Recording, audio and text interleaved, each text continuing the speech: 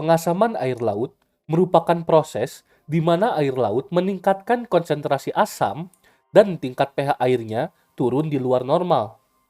Dengan kata lain, bisa dikatakan juga bahwa pengasaman air laut merupakan situasi di mana tingkat karbon dioksida dan ion hidrogen meningkat secara drastis di dalam air. Berdasarkan gambar distribusi klimatologi pH permukaan air laut global versi ke-6 oleh Surface Ocean CO2 Atlas, tingkat pH air laut pada saat ini, abad ke-21, berada di kisaran angka 8,1 dengan tertingginya di angka 8,25 di sebagian kecil belahan bumi, dan terendahnya di angka kisaran 8 pada daerah yang dekat dengan garis khatulistiwa. Kondisi pH laut saat ini merupakan penurunan yang terjadi apabila dibandingkan dengan era pra-industri, abad ke-18, di mana tingkat pH air laut pada saat itu paling rendahnya hanya di kisaran angka 8,1 di daerah garis khatulistiwa, dan sebagian besarnya di kisaran angka 8,15 hingga 8,2 pH-nya.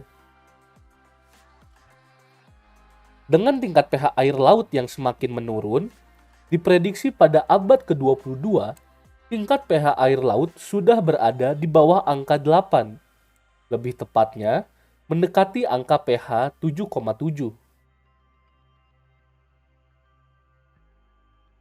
Penurunan pH ini disebabkan oleh kandungan konsentrasi karbon dioksida yang semakin banyak pada atmosfer, sehingga terserap oleh permukaan air laut.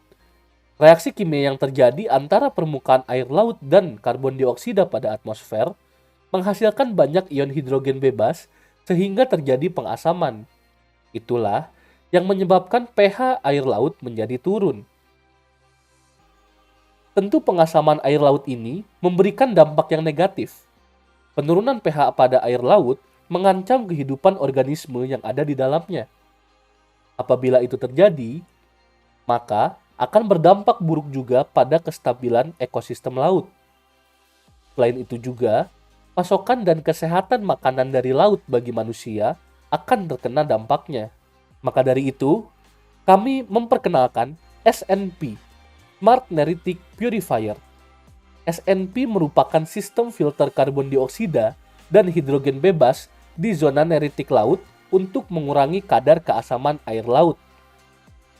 SNP memanfaatkan konsep kimia elektrolisis, ekstrasi, dan penyampuran untuk mengurangi kadar karbon dioksida dan ion hidrogen pada air laut sehingga dapat memperlambat bahkan mencegah penurunan tingkat pH pada air laut. Diharapkan, SNP ini menjadi solusi jangka panjang untuk menyelesaikan permasalahan pengasaman pada air laut secara global dan dapat diterapkan di banyak titik penjuru dunia.